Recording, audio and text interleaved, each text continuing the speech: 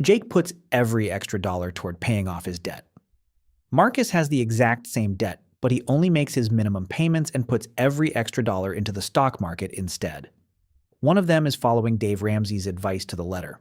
The other is following what every finance bro on the internet says is the mathematically optimal play. They both think the other one is making a huge mistake. But when you actually run the numbers over 5, 10, 20 years, the gap between them isn't what either of them expected. And honestly, Dave Ramsey might be more right than the finance bros want to admit, but for a reason he never actually talks about. Let's keep this fair. Jake and Marcus are both 28 years old. They both make $55,000 a year, and they both have the exact same debt. $22,000 in student loans at 5.5% interest, $14,000 left on a car loan at 7%, and $6,000 on a credit card at 22% interest. That's $42,000 in total debt, almost exactly the national average for non-mortgage consumer debt in America right now. After rent, groceries, insurance, minimum payments on everything, and basic life expenses, they each have $600 a month left over. Same number, same starting line. The only difference is what they do with that $600. Jake follows Dave Ramsey's baby step 2. He goes what Ramsey calls gazelle intense. He cuts everything. Every single dollar of that $600 goes straight at his debt. He starts with the smallest balance first, the credit card, then rolls into the car loan, then attacks the student loans. The debt snowball. Marcus makes his minimum payments and nothing more. His $600 goes into a low-cost S&P 500 index fund. The stock market has historically returned about 10% per year. His debt costs him 5 to 7%. Why throw extra money at cheap debt when you could be earning more in the market? And on paper? Marcus has a point, but paper has a funny way of not surviving contact with real life. Before we run the numbers, we need to clear something up, because the internet has turned Ramsey's advice into a cartoon. Here's what his baby steps actually say. Step 2. Pay off all debt except the house using the debt snowball. Step 4. Invest 15% of your household income into retirement. Notice the order. Ramsey does not say never invest. He says pay off your consumer debt first, then invest. Step 2 comes before step 4. That's the whole strategy. Intensity first, investing second.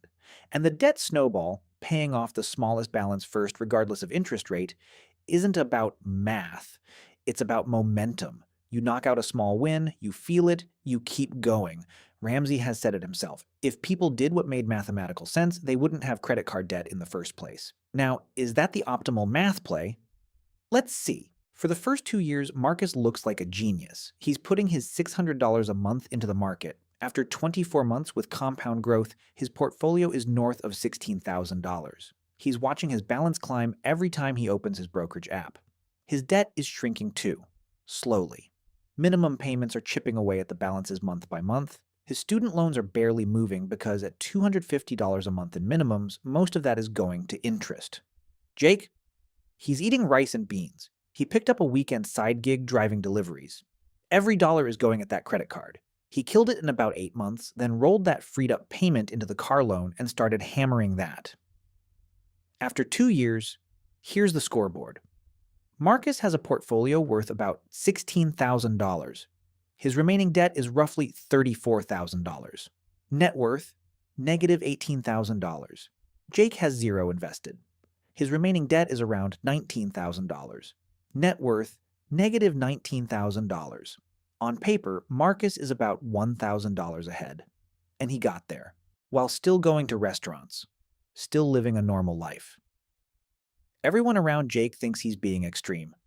And if this were the end of the story, Marcus would win. But this isn't the end of the story. Every month, Marcus invests $600 instead of paying off his credit card. He's paying roughly $110 in interest on that card alone. That's $110 a month, guaranteed no matter what the stock market does, going straight into the credit card company's pocket. He's earning 10% in the market on $600 a month while paying 22% on a $6,000 balance. That's not optimizing, that's subsidizing Visa's quarterly earnings. Marcus's blended interest rate across all 3 debts is roughly 9 to 10%. After you account for taxes on his investment gains in a taxable brokerage account, his real after-tax return is closer to 7 or 8%. The spread between what his debt is costing him and what his investments are earning him is razor thin. And on the credit card, it's deeply negative. Now, here's the one place Marcus does have a genuine point. If his employer offers a 401k match, say 50% up to 6% of his salary, that's an instant 50% return on his money. That beats paying down any debt at any interest rate. Even Ramsey's team has acknowledged this. The match is the one exception where the math is so overwhelmingly in Marcus's favor that behavior doesn't matter. But Marcus isn't just capturing the match. He's investing his entire $600 surplus into a taxable brokerage account while carrying a credit card at 22%. That's not optimization. That's overconfidence dressed up in a spreadsheet. And there's one more thing the spreadsheet hides. Marcus's minimum payments are mostly servicing interest, not reducing principal. He's running on a treadmill. Jake is sprinting toward a finish line, and he's about to cross it. 34 months in, Jake makes his last debt payment. $42,000 of debt, eliminated in under 3 years. Jake opens his banking app and sees his entire paycheck with nowhere it has to go except where he decides to send it. No minimum payments, no interest charges, no juggling due dates. From this point forward, Jake has his original $600 a month in surplus plus all the money that was going toward minimum payments, roughly $850 a month. That's $1,450 a month, completely freed up.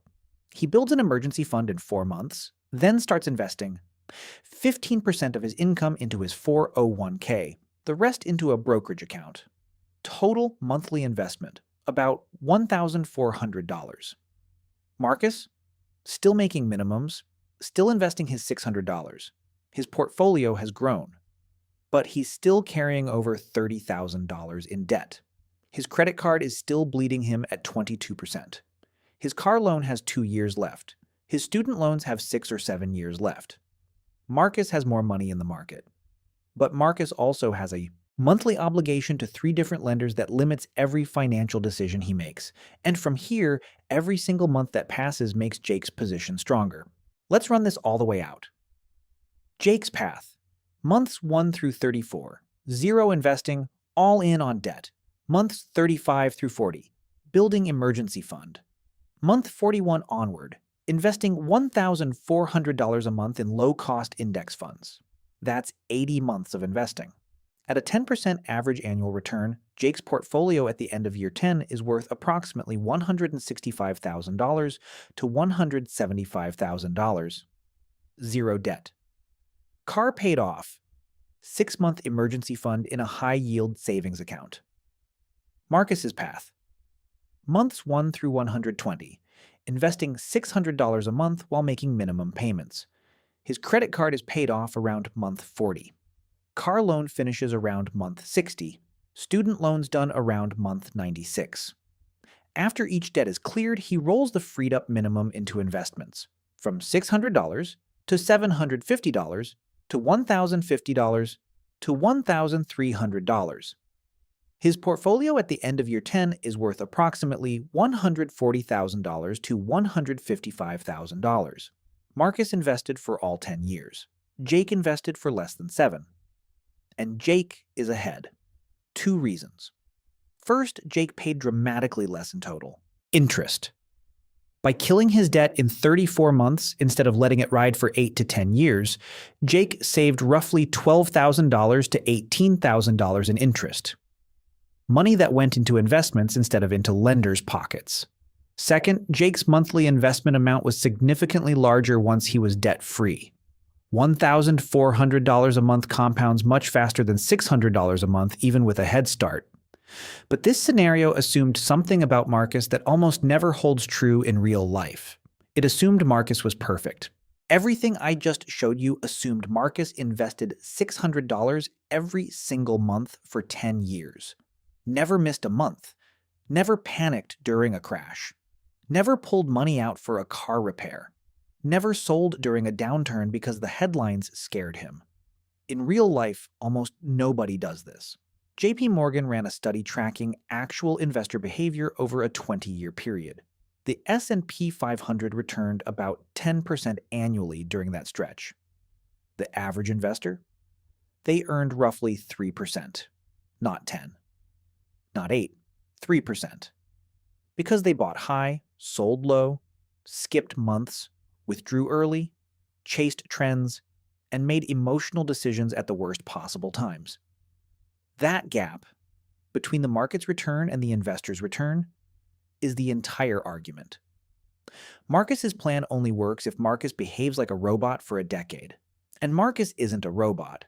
Marcus is a human being with a credit card balance, a car payment, and a stock portfolio that just dropped 25% in a single quarter.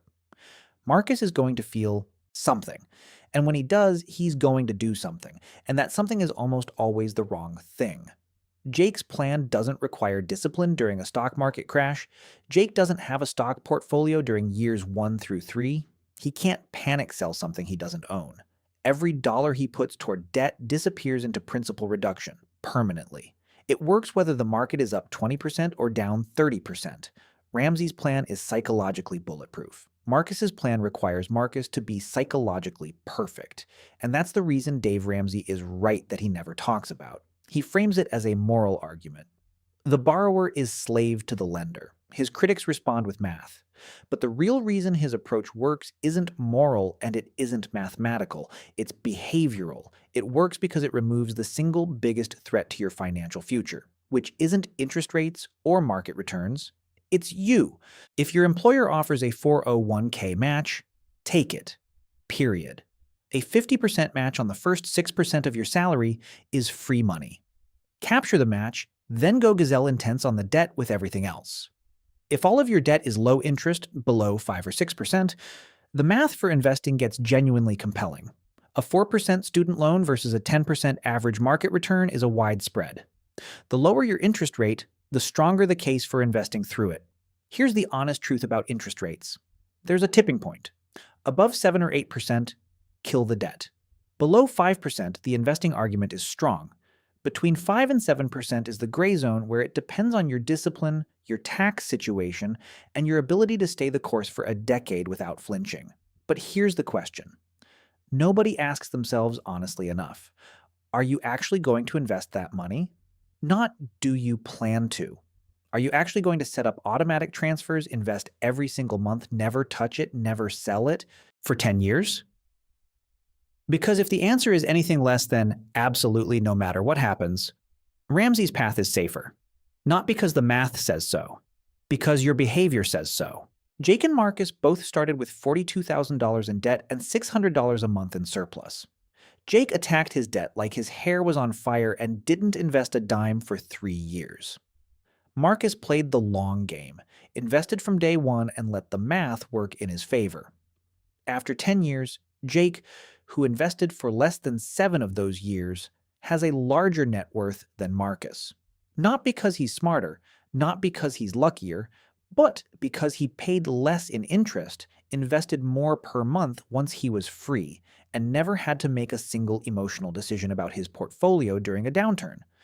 The real trap isn't paying off debt first, and it isn't investing through it. The real trap is making a $42,000 decision based on a half-understood rule of thumb you heard on a podcast, without ever running your own numbers with your own interest rates, your own tax bracket, and your own honest assessment of how disciplined you actually are. Because the best financial plan isn't the one that wins on a spreadsheet. It's the one you'll actually finish.